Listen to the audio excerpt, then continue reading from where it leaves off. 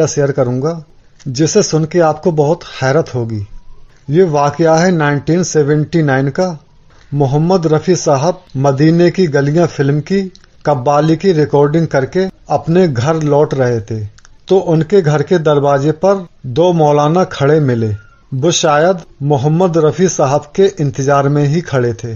جب محمد رفیع صاحب نے ان سے پوچھا تو وہ بولے مسجد کے چندے کے سلسلے میں آئے ہیں۔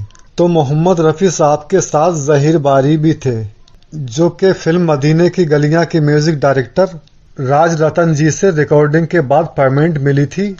وہ رقم ظہیر باری کے پاس تھی جو گنی ہوئی نہیں تھی، کیونکہ محمد رفیع صاحب کو جو ریکارڈنگ کی فیس ملتی تھی وہ کبھی گنتے نہیں تھے۔ یہ رفیع صاحب کی ایک خاصیت تھی۔ تو محمد رفیع صاحب نے ظہیر باری سے وہ پیسے لیے اور وہ سب کے سب مولانا کو دے دیے۔ اس پر ظہیر باری نے کہا میاں گن تو لو کتنے پیسے ہیں۔ تو محمد رفیع صاحب نے جواب دیا کوئی بات نہیں، وہ خود ہی گن لیں گے۔ جب ان مولانا نے گنے تو وہ 2000 روپے کی رقم تھی۔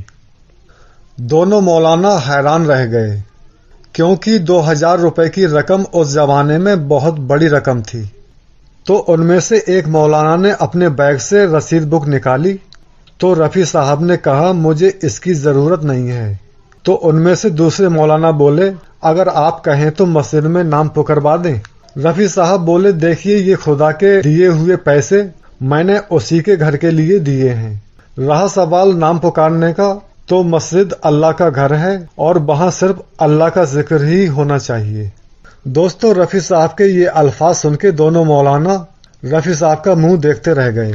دوستو یہ واقعہ شیئر کرنے والے اختر آزاد قبال جنہوں نے فلم مدینے کی گلیاں کی ایک قوالی میں رفیع صاحب کا ساتھ نبھایا ہے۔ قوالی کے بول ہیں کملی والے ہم پہ کرم کیجیے، وہ بھی رفیع صاحب کے ساتھ ہی تھے۔ دوستو اگر ویڈیو اچھی لگے تو پلیز لائک کرنا نہ بھولیں، یہ ہمارے لیے بہت بڑی سپورٹ ہوتی ہے۔